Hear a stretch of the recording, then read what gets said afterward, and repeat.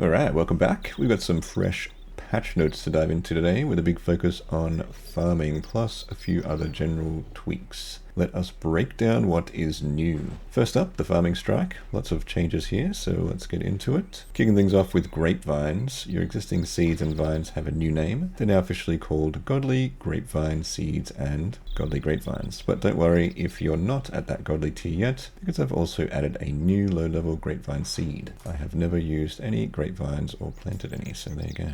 You can get this from various low to mid-level monsters, and these will grow in the regular grapes we're used to. Some good news for your plant, reeds and those godly grapevines are no longer more likely to get diseased when you water them, which is a nice stress reliever. And when you're clearing out any grapevine, godly or not, the frame will now stay put. You can now also use compost on a hops patch, even if it's already got a frame in it. And speaking of compost, there was a bug where godly grapevines sometimes didn't give you the correct godly grapevine type when using certain composts, which has been fixed. For a bit more clarity in game, the magic secateurs and the nature amulet now have tooltips. Exciting. And this is a big one for efficiency-minded farmers. They've adjusted how different farming boosting items interact. This includes things like magic secateurs, the nature amulet, the ring of whispers, and harvest potions. For example, the ring of whispers used to be a bit underwhelming on its own for farming output, but that has now changed. These boosts should work together more logically and effectively. Got a quick fix for those managing miscellanea, which I also have never used. If you have been missing out on multiple Raynar seeds, that bug has been fixed, so you should be getting them as intended.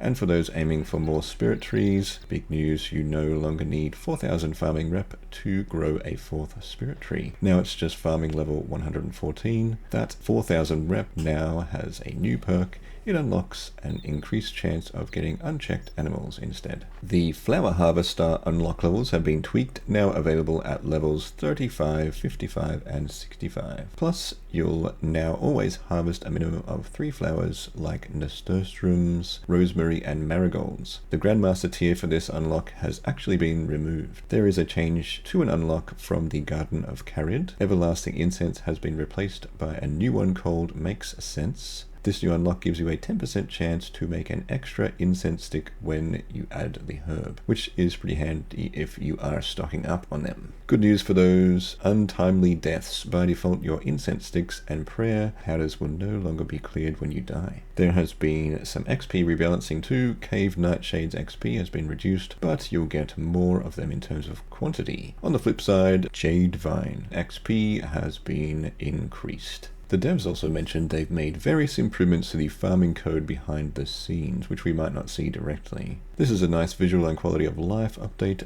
Herb seeds, grimy herbs, clean herbs, unfinished potions, and even herb farming patches themselves have been recolored to be more consistent. It should be much easier now to tell them apart. Generic names and examined texts for herb patches like herbs or fully grown herbs have been replaced. Now they'll actually tell you what you've planted, for example, Abentoe or fully grown Abentoe, so you know what's in there. That's very handy. This even applies to diseased herbs, which will now specify the herb's name, like dwarfweed with diseased, and will explain you can cure it with a plant cure.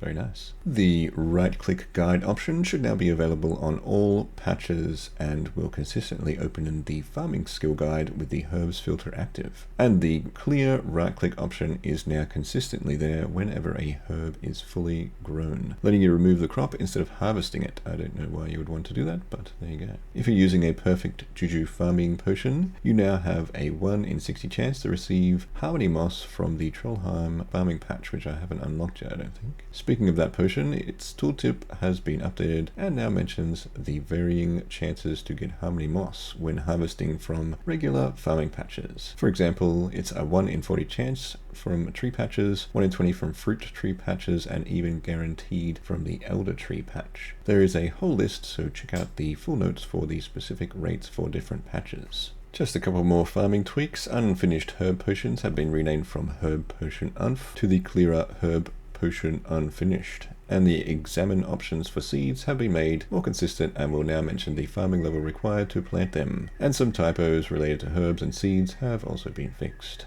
Alright, moving on from that massive farming overhaul, we have got a couple of general updates to cover. First up, some changes to Bloodveld's Those found in the Heart of Gielinor now require Slayer level 50, and the smaller Bloodvelds have had their stats slightly reduced. The Slayer XP you get from Bloodvelds has also been changed, and their drop tables for both regular and mutated versions have been updated. Good news is that they're now more likely to drop congealed blood, if you need that kind of thing. Good news for weapon augmenters, crystal chakrams can now be augmented. But what is a crystal chakram? And for the rangers, the attack range of crystal bows has been increased from 7 to 9. A very good buff. So there you have it, a rundown of the latest patch notes. Lots of changes for farmers. What do you think of these updates? Let me know your thoughts in the comments below. As always, thanks for watching, like and subscribe, and I'll see you in the next one.